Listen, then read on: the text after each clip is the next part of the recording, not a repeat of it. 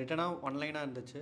Discuss பண்ணி கூப்பிட்டு வந்து ஆக்டர்ஸ் எப்படி பேசணும், லைக் என்னென்ன மாதிரி கேரக்டர் இருக்க போகுது அப்படின்னு சொல்லிட்டு என்ன டிசைட் பண்ணமோ அதை அப்படியே போயிட்டு காரில் வந்து வச்சு வச்சு எக்ஸிக்யூட் பண்ணோம். எதுவுமே ப்ராப்பராக பிளான்டாக இல்லை. என்ன இன்ஸ்ட்ரக்ஷன் கொடுக்குறோம் அவங்களோட இன்புட் தான் நிறையா இருந்துச்சு. இம்ப்ரூவைசேஷன் இன்புட் அப்படின்ற மாதிரி எனக்கு புதுசாக இருந்துச்சு.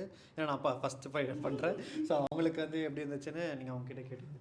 அவர் சொன்ன மாதிரி லைக் இதுதான் சீக்வன்ஸ் இதுதான் சொல்லிட்டாரு. அப்புறம் உட்காந்து தான் நம்ம இம்ப்ரவைஸ் பண்ணோம். பண்ண இது பத்தலை, இந்த இடத்துல இந்த டைலாக் வந்தால் நல்லா இருக்குது அப்படின்றத உட்காந்து இம்ப்ரவைஸ் எல்லாமே.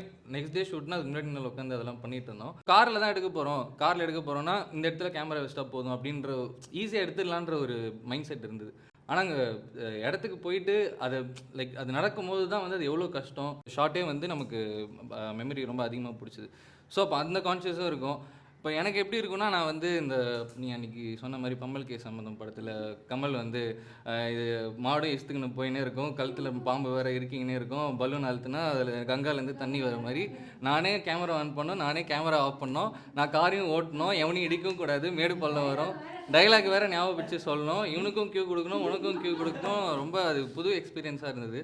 இதுக்கு முன்னாடி நடிச்சிருக்கேன் சின்ன சின்ன ரோலில், ஆனால் எந்த ஷார்ட் ஃபிலிமும் முழுசாக முடித்தது கிடையாது. இதுதான் ஃபஸ்ட்டு ஷார்ட் ஃபிலிம் எடிட் பண்ணி முடித்து பார்க்கும்போது நல்ல எக்ஸ்பீரியன்ஸாக இருந்தது. ஒயிட் எலிஃபண்ட் வந்து எடுத்தது வந்து ஃபோனில் எடுத்தோம் இல்லையா, ஒரு நல்ல எக்ஸ்பெரிமெண்ட். அதாவது எடுத்தோடனே வந்து பட்ஜெட் இல்லாமல் ஃபஸ்ட்டு ஃபோனில் எடுத்து பார்ப்போம் அப்படின்னு சொல்லிட்டு ஒரு ட்ரையே வந்து நல்ல ஒரு ட்ரை. அதே சமயத்தில் வந்து டைலாக்ஸ் மீன்ஸ் ஸ்கிரிப்டட் வந்து ஆர்டிஸ்ட் வச்சு நம்ம டிஸ்கஸ் பண்ணி போகிறது வந்து ஒரு நல்ல ஒரு ஃபார்மேட் தான். அதாவது ஆர்டிஸ்ட்டுக்கு ரொம்ப ஃப்ரீடமாக இருந்தது. ரொம்ப ஆர்டிஸ்ட்டுக்கு இது பேசிக்கலாமா, இது பண்ணிக்கலாமா அப்படின்னு சொல்லி டிஸ்கஸ் பண்ணும்போது இந்த டைலாக்ஸ் வந்து இந்த மாதிரி பேசலாம், இதுக்கு பேசினா கரெக்டாக இருக்கும் அப்படின்னு சொல்லிட்டு அந்த ஆர்டிஸ்ட் கூட ஃப்ரீடமாக போனது வந்து ரொம்ப ஒரு சூப்பரான ஒரு எக்ஸ்பெரிமெண்ட். அந்த ப்ராசஸில் வந்து ஃபஸ்ட்டு 15 மினிட்ஸ் அப்படின்ட்டு ஆரம்பிச்சிது. 15 மினிட்ஸில் ஒன்று பண்ணிடலாம் அப்படின்ட்டு. பட் அதுக்கப்புறமா ஆட் பண்ணி அது ஒரு 30 மினிட்ஸ் கண்டென்ட்டாக சாலிடாக with everybody's input in it அது புல் ஆஃப் பண்ண முடிஞ்சது. பிகாஸ் நமக்கு தெரிஞ்ச வரைக்கும் மூவினா it should be like planned. இதுக்கு இவ்வளோ பட்ஜெட் செலவு பண்ண போகிறோம், ஏகப்பட்ட ப்ரெஷர் ஆட் பண்ணுவோம். அந்த ஒரு ப்ரெஷர் இதில் இல்லை. We know what we are going to say. Next time we need பிளானே இல்லாமல் போகிறதுக்குள்ள வில் பிளான் அப்படின்றது ஒன் இம்பார்ட்டன்ட் லெசன். எனக்கு இந்த படம் பார்த்ததுலேருந்து எனக்கு வந்துன்னா ஒரு மூவி மேக்கிங் வந்து இப்படியும் பண்ணலாம் அப்படின்னு ஒரு கான்செப்ட் தான் ஆக்சுவலாக. அதாவது டைரக்டர் ஸ்பாட்டில் கிடையாது, யாருமே இல்லை.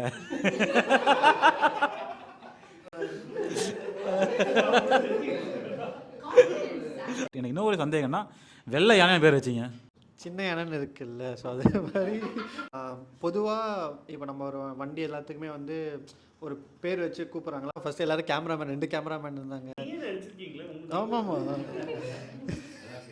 வே டூ இண்டிபெண்ட். ஷார்ட் வைக்கவே எங்களுக்கு காருக்குள்ளே எடுக்க முடியும்னு எங்களுக்கு தெரியறதுக்கே ஒரு 5 மணி நேரம் ஆச்சு. இப்போ இந்த ஃபீல்டில் வந்து டேரக்டர் இருக்க தேவையில்லை, கேமராமேன் இருக்க தேவையில்லை, ஆக்டரே வந்து மல்டிபர்பஸ் எல்லாமே பார்த்து நம்ம 2 பேரும் என்ன பேசலாம் அப்படின்னு சொல்லிட்டு இது டேரக்டருக்கான காலே கிடையாது. ஸோ அந்தளவுக்கு இண்டிபெண்டான ஃபிலிம். நான் ஓட்டின பெட்ரோல் அளவுலாம் என்கிட்ட இது எல்லாம் கணக்கு இருக்குது. ஏன்னா நான் தான் அந்த படத்தோட ஈபி, சாப்பிட்டது போனது வந்தது எல்லாமே கணக்கு இருக்குது. ஆனால் அது ரொம்ப இல்லாமல் ஒரு குறைந்தபட்சம் எவ்வளோ ஆகுமோ ரொம்ப. இப்போ இதுக்கு நான் ஒரு செலவு பண்ணேன்னா இதுக்கு ஒரு மவுண்ட்டு, இதுக்கு ஒரு கேமரா, இதுக்கு 4 அசிஸ்டன்ட், இதெல்லாம் தேவையில்லை.